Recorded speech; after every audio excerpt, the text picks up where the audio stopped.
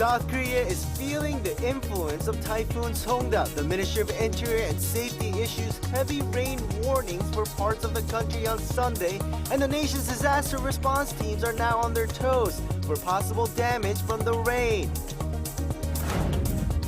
Another of South Korea's ruling party's leadership group has resigned, with its interim chairman stepping down. The party will now turn to an emergency response committee to take the steering wheel. U.S. House Speaker Nancy Pelosi begins her Asian tour, starting with Singapore. She's set to also visit Malaysia, South Korea, and Japan. But the real question is whether she will visit Taiwan as well, which could further heighten tensions between U.S. and China.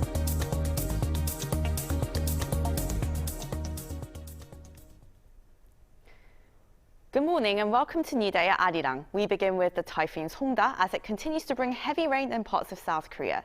The Minister of Interior and Safety issued a heavy rain alert across parts of the country on Sunday.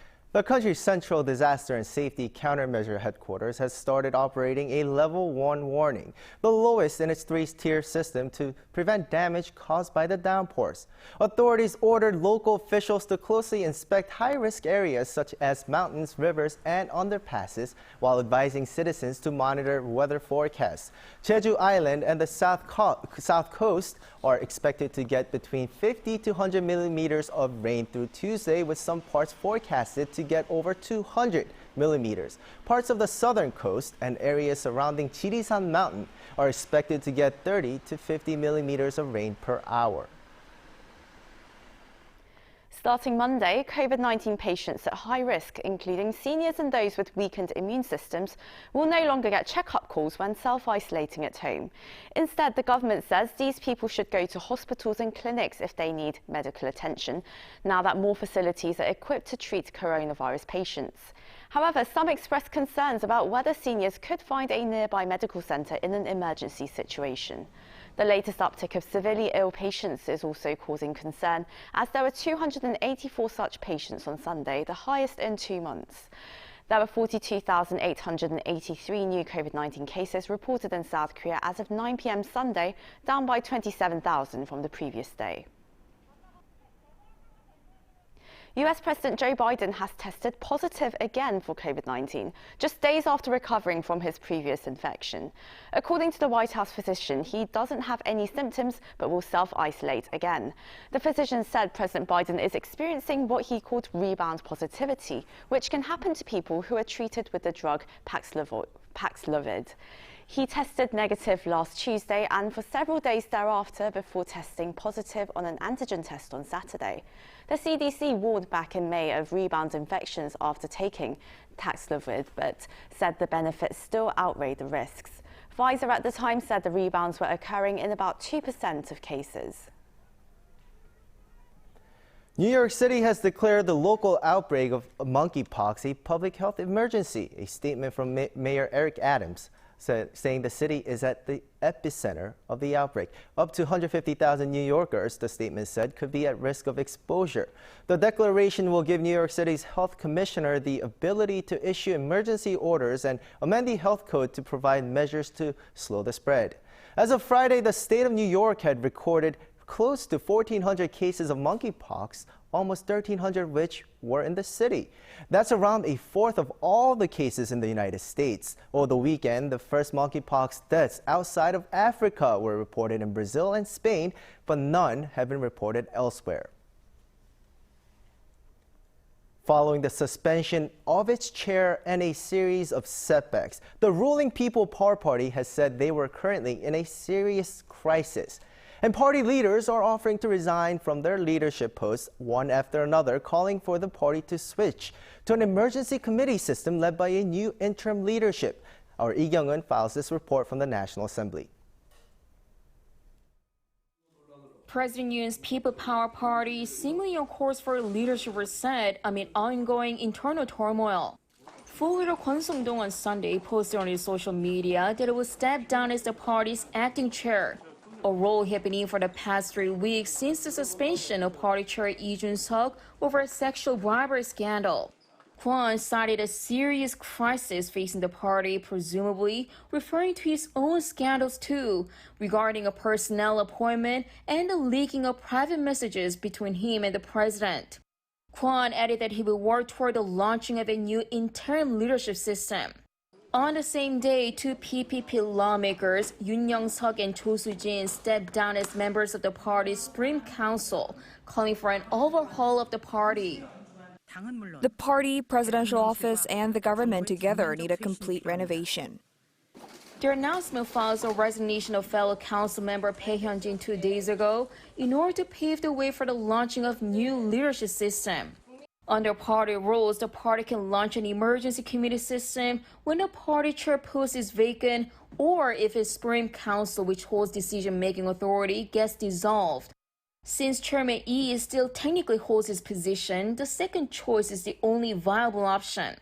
Amid the latest resignations, some party members believe the committee is virtually unable to function already.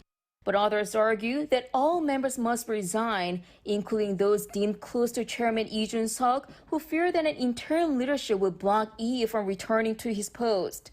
Chairman Lee, in the meantime, criticized the party leaders for putting power struggles before tackling inflation and other issues. The party is likely to gather opinions in the coming days before making its final decision. 이경은, Arirang News.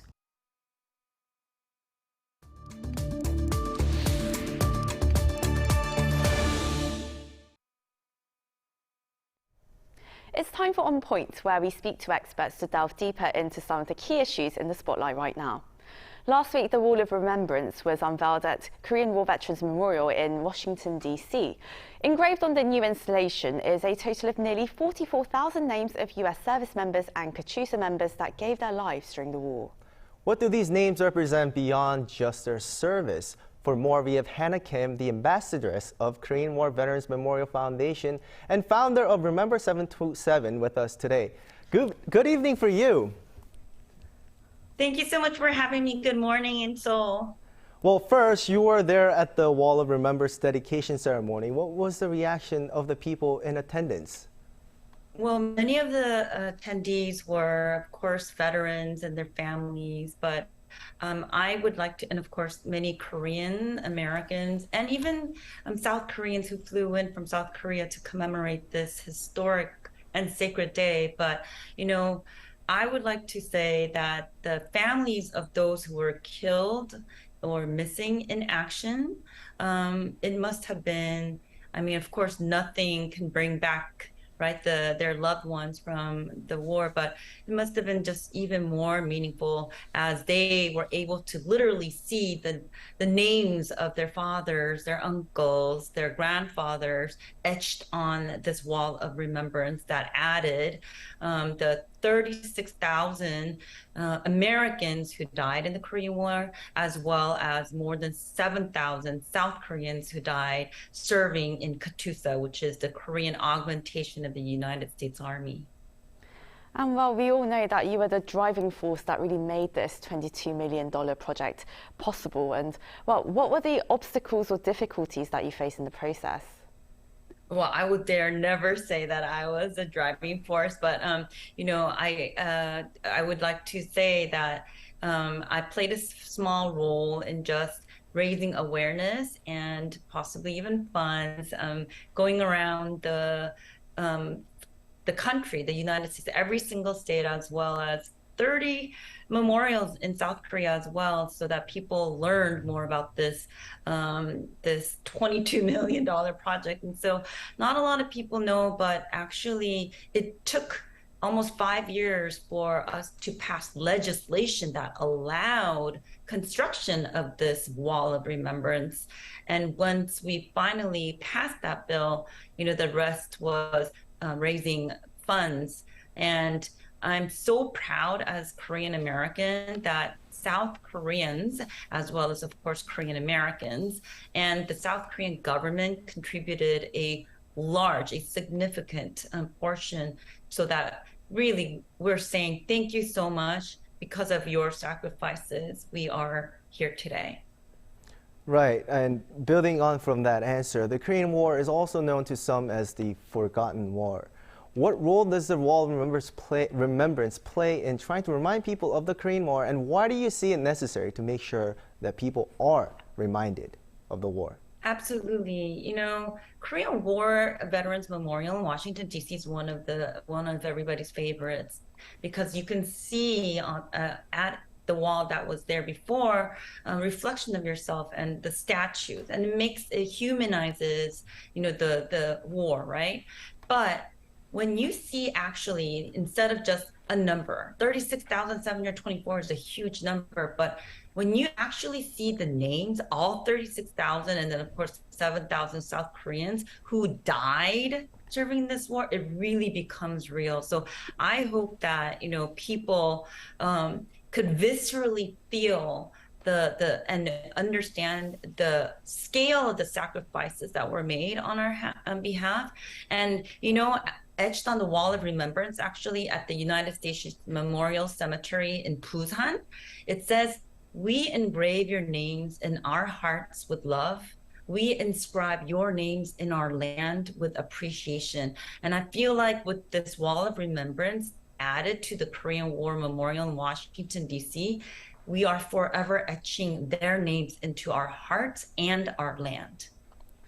Well, this is certainly a big milestone for Korean War Memorial and other relevant organisations as well. And throughout the years, we've seen you just passionately pushing for this, drive to remember this so-called forgotten war. But, Toyon, in fact, he was actually in attendance in one of your events, I believe, in 2016. So we've been keeping up with all your passionate projects. But what comes next? Are there any more exciting projects in the pipeline?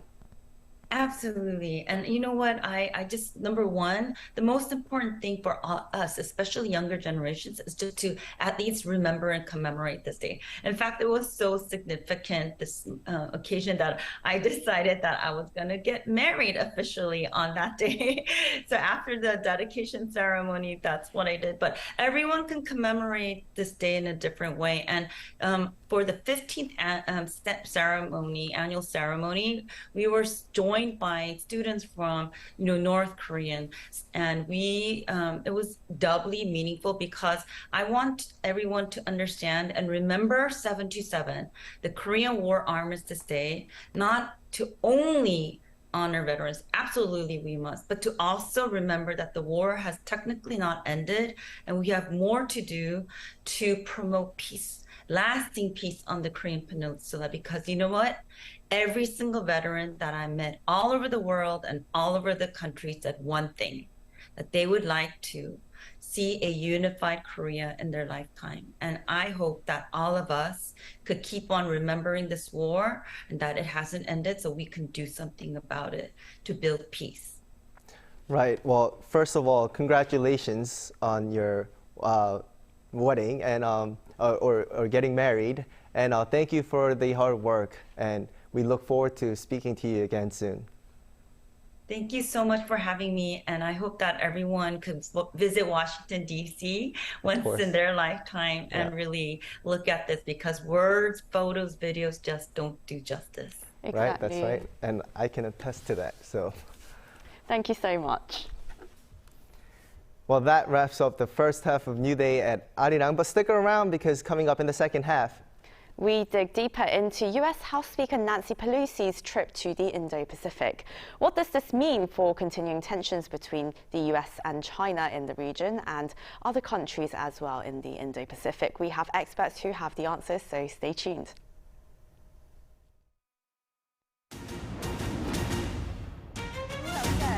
Share South Korea's experience in tackling COVID-19 and introduce a Korean New Year. A Korean survivor of Japan's wartime slavery met with extraordinary climate crisis and pledged to work with the EU to tackle the challenge. The objective of its North Korea policy is protesters gathering across the country to peacefully demand an end to hate and violence. Arirang, what matters?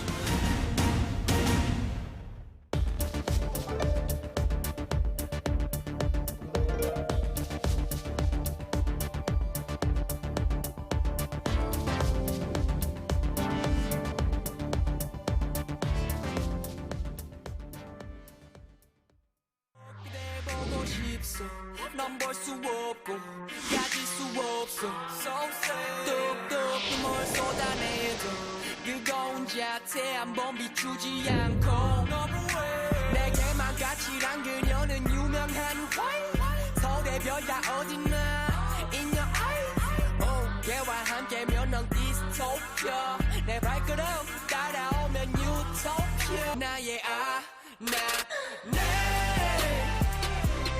이제 알았네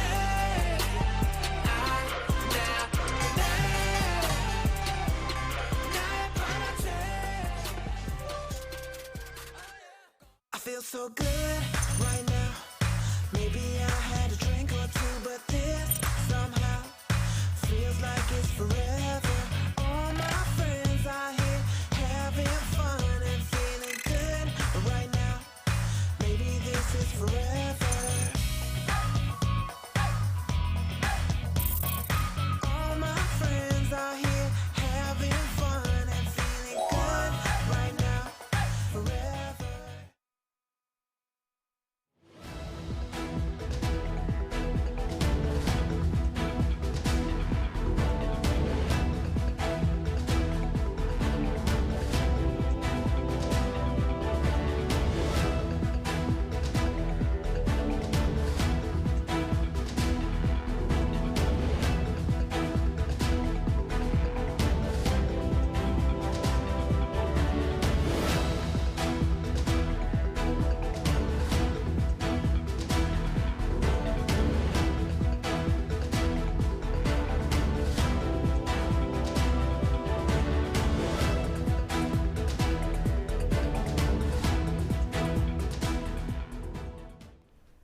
Welcome back to New Day at Arirang. U.S. House of Representatives Speaker Nancy Pelosi began a trip to Asia on Sunday, with her office naming 4 destinations. And amid speculation of a visit to Taipei and an angry reaction from China, there was no mention of a stop-off in Taiwan. Kim Yo-sun has more. U.S. House Speaker Nancy Pelosi has embarked on her trip to Asia, which will bring her to 4 countries in the region. Her office, however, did not mention Taiwan, amid speculations that she is planning to include a stop there in her itinerary.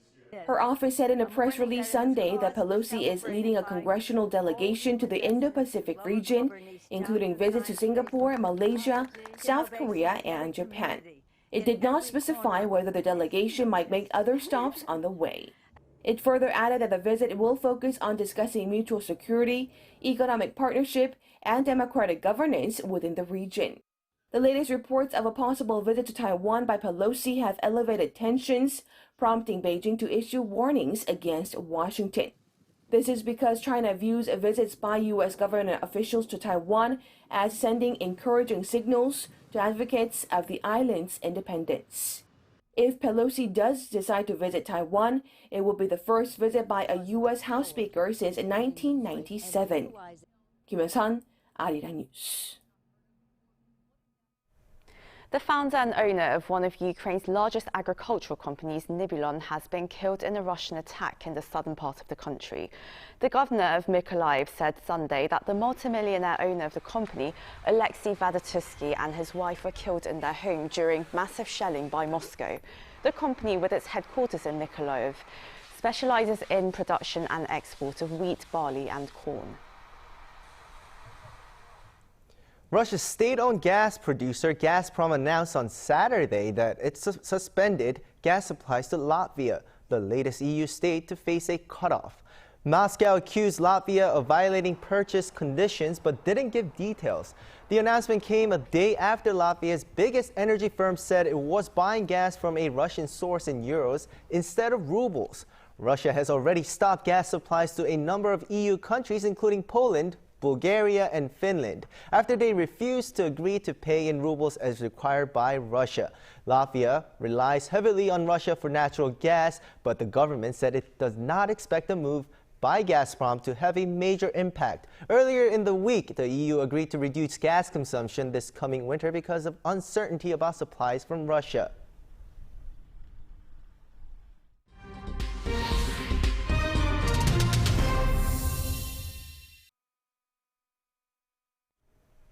It's time for Global Insights, where we speak to experts from around the world on issues making headlines. U.S. House Speaker Nancy Pelosi set off Sunday for her first Asia trip with stopovers in Singapore, Malaysia, South Korea and Japan. The details of her trip have not been released, along with whether or not she will visit Taiwan during her time in the region. Amid growing tension between Washington and Beijing over the Taiwan Strait, Chinese officials have reacted with explosive anger over the possibility of Pelosi visiting Taipei.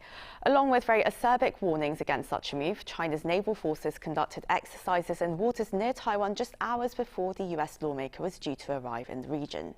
So what's behind Pelosi's Asia visit and how is it going to affect the region? We discussed this today with Jeff Moon, president of China Moon Strategies LLC and former assistant US trade representative for China.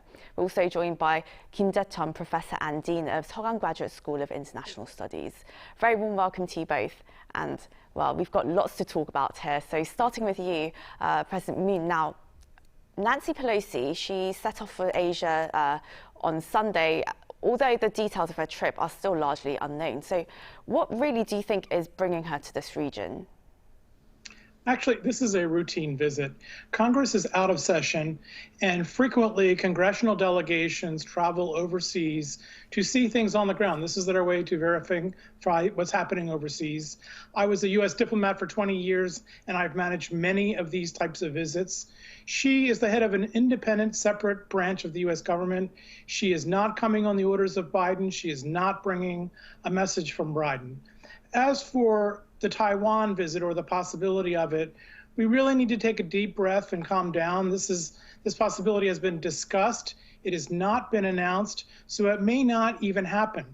China is concerned about the one China policy and that the possibility that this appears to be an official visit, but previous congressmen have visited Taiwan frequently. A previous Speaker of the House has visited. The press has focused on a quote in Xi's call with President Biden saying that the U.S. shouldn't play with fire. But actually, that's a standard Chinese talking point. If you go to ChinaDaily.cn and search for playing with fire, you will find many times when that has been used in many contexts, including Taiwan. I almost kind of wonder, I know that the Chinese are concerned about Taiwan. That is the most important issue and most sensitive issue to them.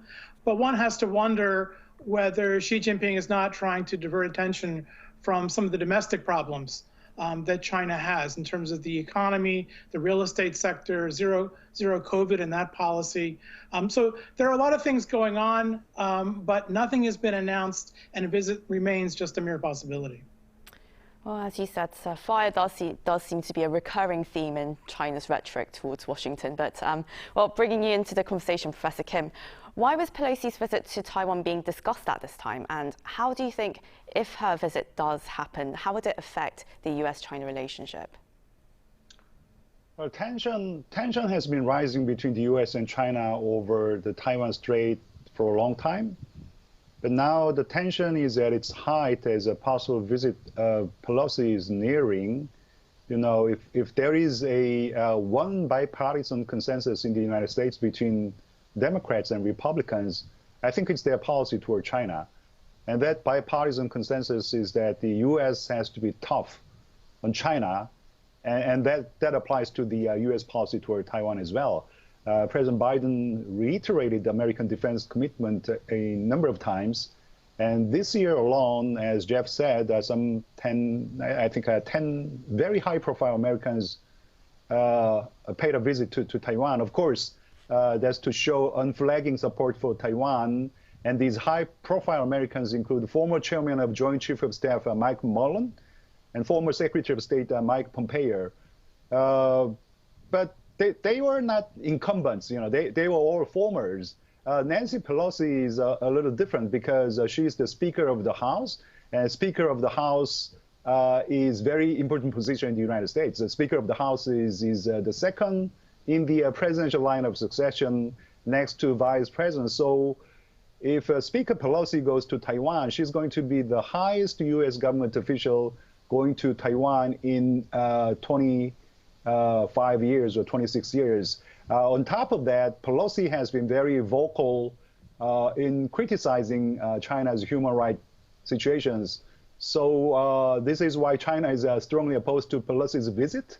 And if Speaker Pelosi goes to Taiwan, I'm pretty sure that that'll adversely affect the U.S. China relations.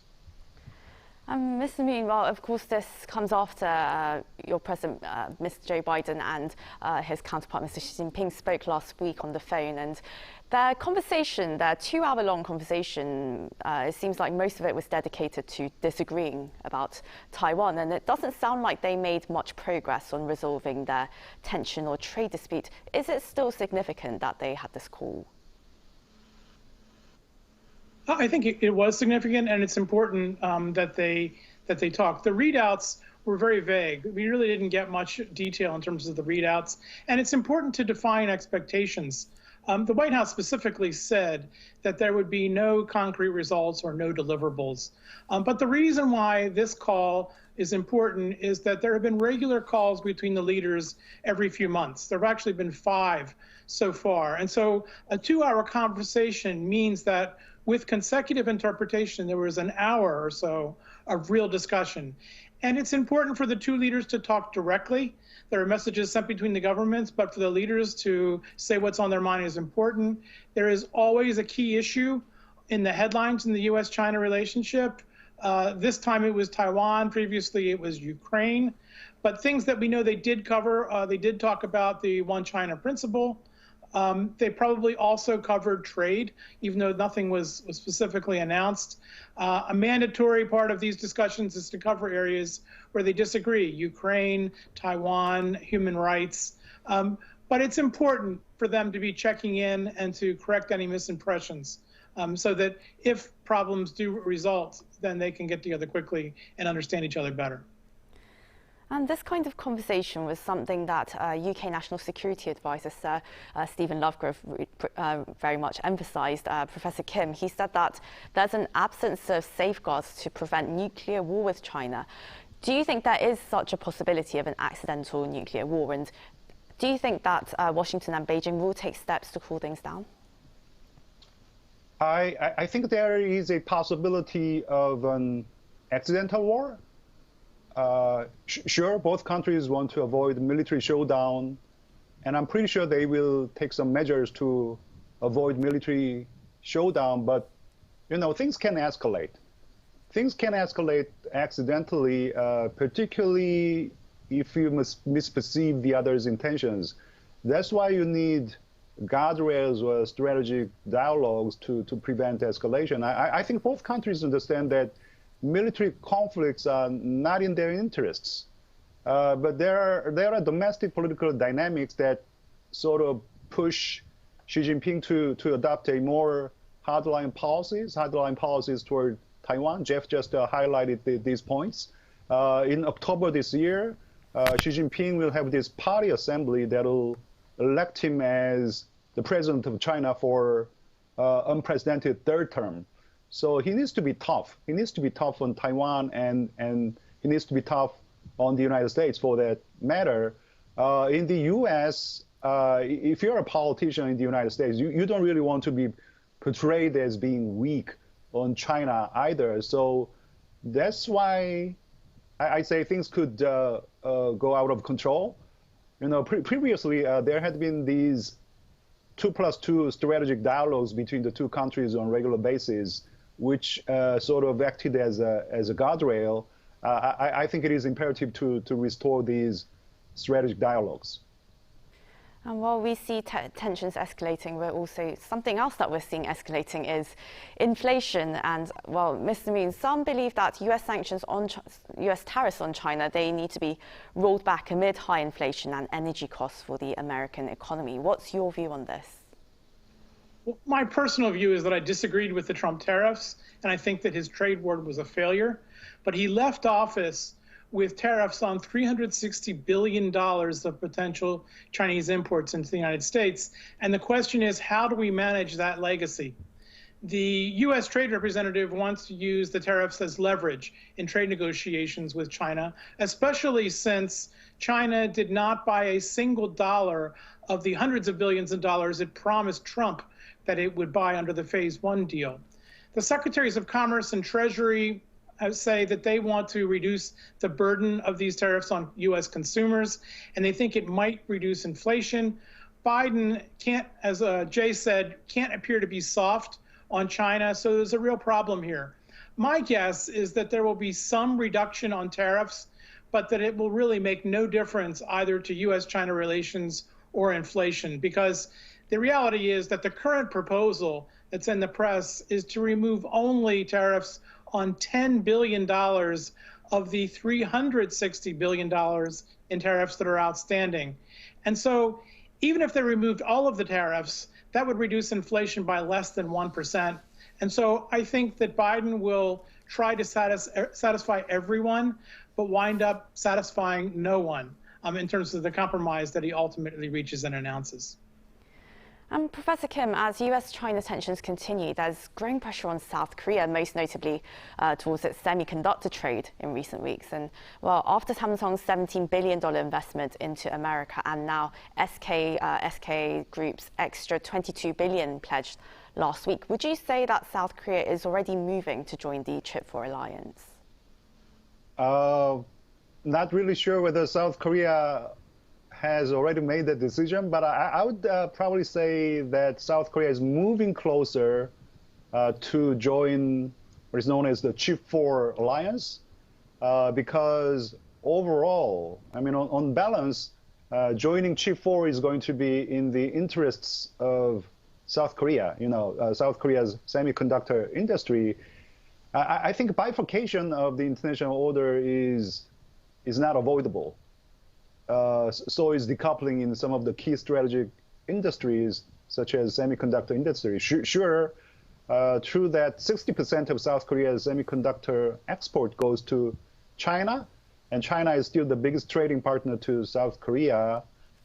And China is now threatening retaliation. But as far as semiconductor industry is concerned, you know, reshoring or friendshoring is a irreversible trend. In which case, we have to go with the flow. If these three other countries, you know, the United States, Japan, and Taiwan, if these countries cooperate and then South Korea is left out, there is a lot to lose. You know, South Korea has the comparative edge on producing memory semiconductor, but not on logic chip. South Korea's semiconductor companies are basically foundry. So we need close cooperation with the fabless of the United States. Sure, China may retaliate, but in my personal opinion, on balance, there are more positives than negatives. Mr. Moon, well, there's growing talk of friendshoring as America's new economic policy towards its allies. And what would this really mean for South Korea as the US, well, it's reportedly given Seoul a deadline on joining the Chip 4 alliance?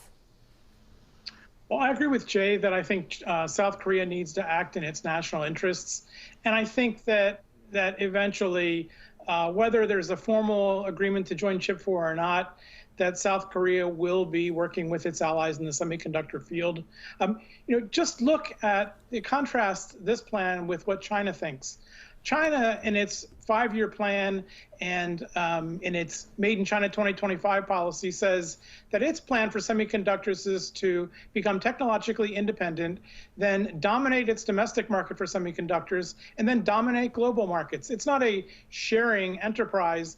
This is an enterprise where they want to become dominant. And for that reason, I think South Korea needs to work with its friends. In terms of friendshoring, friendshoring has a different meaning depending on what entity we're talking about. Samsung, for example, is, as you mentioned, is bringing a fab to the United States as a way to improve its supply chain resilience, efficiency, and be close to customers. There are other companies, according to the Korean International Trade Association, that are increasingly moving away from mainland China to countries like Malaysia or Indonesia or other locations in Southeast Asia. And the purpose there is also to strengthen supply chain resiliency, but also to avoid things like the zero COVID policy or U.S. tariffs or rising costs in China. So it means different things. South Korea and South Korean companies need to do what's best for them. But friendshoring is a business a business pattern that will enable them to maximize their possibilities, I think. And meanwhile, Professor Kim, Beijing is warning Seoul not to move closer to the United States, of course, security-wise, and on the semiconductor front too. So how should South Korea's decision-makers in foreign policy really navigate their way through this geopolitical tension that seems to be escalating?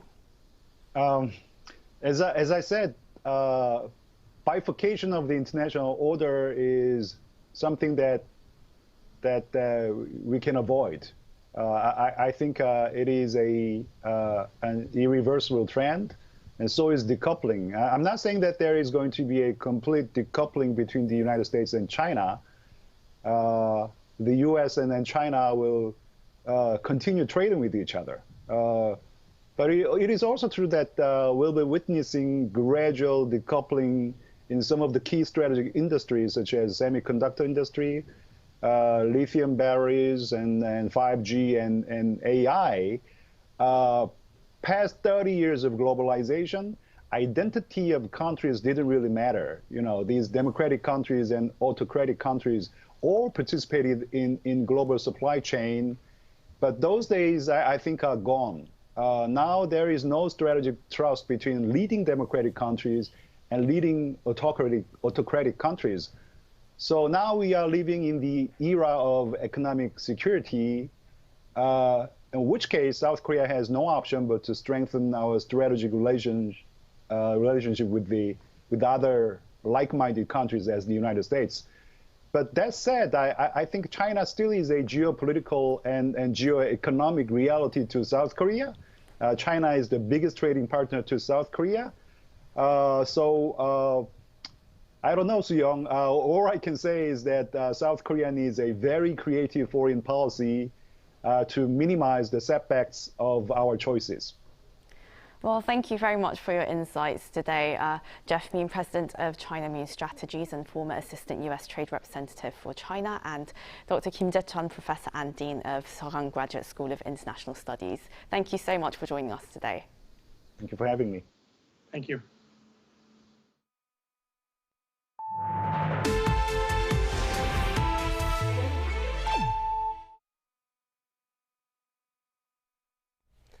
Back in June, South Korea's efforts in the space industry hit a major milestone with the successful launch of its first domestically developed rocket, Nuri. But the story of Nuri's development was full of ups and downs. Our Shin Ye-eun talked to the researchers aboard this project to hear what happened behind the scenes. 국민 여러분, 대한민국 우주의 하늘이 활짝 열렸습니다. 누리호가 발사되었습니다. On June 21st, South Korea's domestically developed rocket, Nuri, blasted off into space. Its launch made South Korea the 7th country in the world with its own space rocket that can carry satellites weighing over 1 ton. Behind this historic feat were the sweat and tears of some of the country's top researchers at the Korea Aerospace Research Institute. It's been through thick and thin, tasting failure during Nuri's first blastoff in October last year. 까지 지금 마지막 계단 하나가 남아 있다고 생각이 듭니다. 내년 5월에 그래서 성공시킬 수 있도록 격려를 부탁드리겠습니다. Then, seeing Nuri soar up to space without a glitch, I came to talk to some of the engineers here to hear what happened behind the scenes. What Cuddy's engineers remember the most is when Nuri's second launch date was indefinitely delayed. Just before Nuri was set for blastoff on July 15th, Cuddy found an error with the sensor of the oxidizer tank. They decided further inspections were needed and sent back the rocket to the assembly building. We always made jokes that we just wanted to get the Nuri launch over with. Our team wanted to erect the rocket as soon as the weather cleared up. It may be our team's destiny, but we're always the first in and last out. First to make preparations and the last to check if everything went all right. But just 5 days after detecting the glitch, Cuddy was ready again. The team of combustion chamber engineers still remember how nervous they were, mainly because the biggest hurdle when developing Nuri was fixing the combustion instability in the rocket engine. To see 4 of our 75-ton engines attached onto Nuri and then see it safely ignite and go up, I was so happy that I had goosebumps all over. Executive Director Ko Jung-hwan was especially happy. As one of the earliest engineers to join Cuddy, he had witnessed how far Korea had come in aerospace technology In the early 2000s, he helped South Korea develop its first space launch vehicle, Naro. Back then, Korea didn't have the infrastructure to test or develop its own engines or rockets. So Russia developed the first stage of Naro, and Korea only made the top stage. 그 과정 하나하나가 사실은 좀 긴장을 늦출 수가 없는 그런 단계들이고, 마지막으로 우리가 15분 뒤에 이제 그 위성을 분리를 했을 때는 이제 그 우리도 드디어 해냈구나 하는 이제 안도감에 굉장히 다들 기뻐했던 것 같습니다. 그때 처음 내뱉으신 한마디가 뭐였을까요? 그냥 소리를 질렀던 것 같아요. 뭐라고 하셨어요? 그냥 그 박수 치다가 그냥 야 이랬던 것 같아요. 네. Before Nuri, many people had said South Korea is in the old space era, where the government solely developed space technology. But with Nuri, a new concept has been formed, a new space era, where the private sector is also heavily involved. Some 300 companies were on board the Nuri project. And if I borrow Kari's words, they said they couldn't have done it without them. Like Hanwha Aerospace, which was responsible for manufacturing the heart of Nuri, the engine. Hanwha Aerospace made Nuri's liquid engine to withstand temperatures as low as minus 180 degrees Celsius and as high as 3,300 degrees. You can't learn how to make liquid engines for rockets anywhere in the world. It's confidential. So at first, we struggled to assemble the liquid engine to the rocket itself. We had to spend countless nights making revisions. When I first joined the team 8 years ago, I had just gotten married. I could hardly go back home to my wife due to the excessive workload. From 2016, Hanwha Aerospace made 34 engines weighing 75 tons and 12 weighing 7 tons.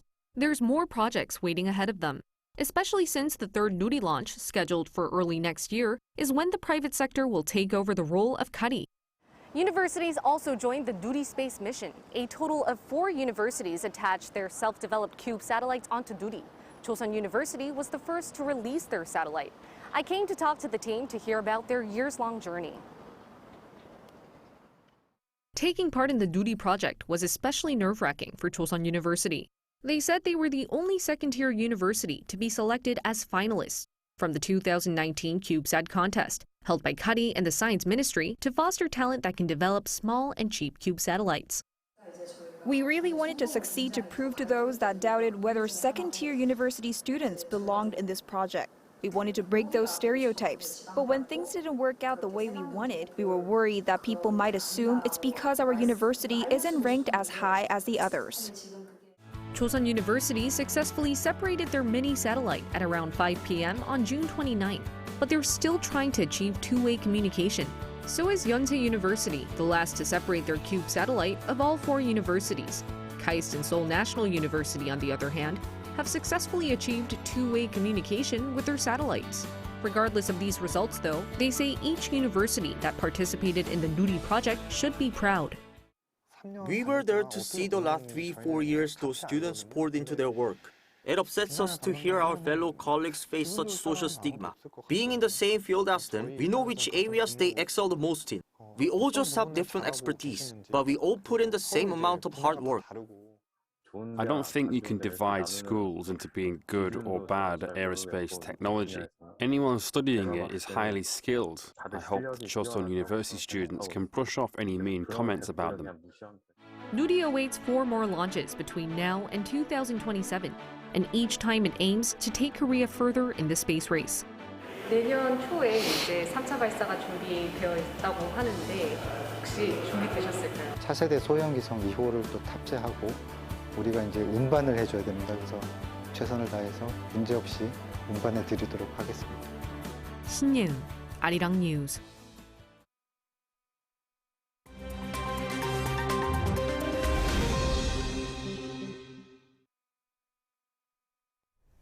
For a look at news from around the world, we now turn to our Matthew Ashley standing by at the Arirang newsroom. Good morning. Good morning to you guys. Hi Matt, let's start in Kentucky, where the United States is in the grip of what's been called the worst flood in history. Well, that's right. State Governor Andy Beshear said on Sunday local time that at least 26 people have been killed as a result of floods brought on by torrential rain in eastern Kentucky. Now, Beshear predicted that fatalities will rise as authorities continue to find bodies. He added that as of Saturday, 4 children were confirmed as being among the dead. 14,000 power outages were also reported in the state, while the National Weather Service has forecast more rain until Tuesday. Meanwhile, U.S. President Joe Biden on Friday declared a major disaster in the state, freeing up federal funds for the state. The floods are the second disaster to hit Kentucky after a series of tornadoes killed almost 80 people there in December. Now, debris from China's Long March 5B rocket has re-entered the Earth's atmosphere 6 days after first being launched into space.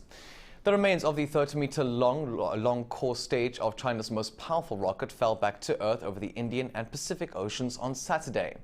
The China Manned Space Agency on Sunday reported that most of the debris burned up on re-entry, while the rest landed in waters off the Philippines. It's still unclear whether any debris fell on land. The rocket was used to carry a new module to China's Tiangong space station. NASA has previously called for China to follow international norms by designing its rockets so they burn up on re-entry rather than falling to Earth and potentially causing damage. Now, just days before the second anniversary of a massive explosion at a grain store in Beirut port, a portion of the still standing 48-meter-tall silos collapsed. On Sunday, part of the severely damaged silos fell, triggering fears of further collapse. So far, no injuries have been reported. The incident comes just a week after Lebanese officials warned that the northern section of the complex had begun tilting at an accelerated rate. It also comes in the wake of a weeks-long fire at the silos, believed to have been caused by a mixture of summer heat and leftover fermented grain. An explosion at the port on August 4, 2020, killed over 215 people and was caused by unsafe storage of ammonium nitrate. And finally, England have won their first ever major women's football trophy.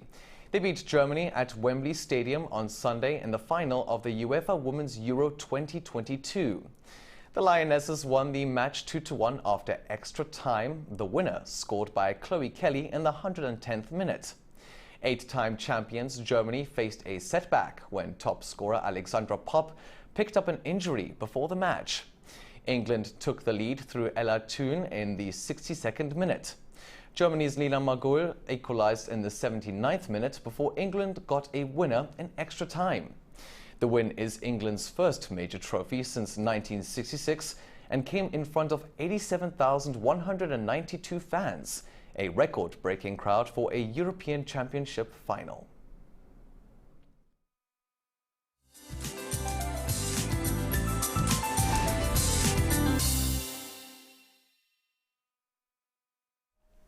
Good morning. Successive typhoons are bringing heavy rain to South Korea, but newly formed tropical storm Trase will weaken into a tropical depression before it gets close to Jeju Island shortly around 9 a.m. this morning and will drop showers across the country into tomorrow.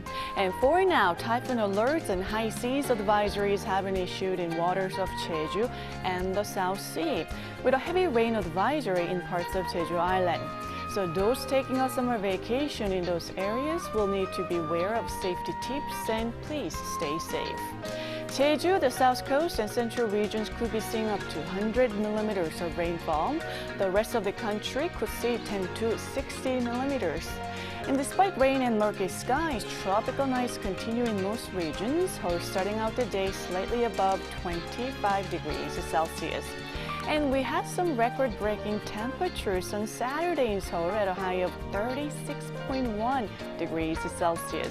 Then rain cooled things down on Sunday. While today's highs will be slightly higher than Sunday, Seoul and Daejeon going up to 32 degrees, Daegu topping out at 31 degrees this afternoon. With that, here's a look at the weather conditions around the globe.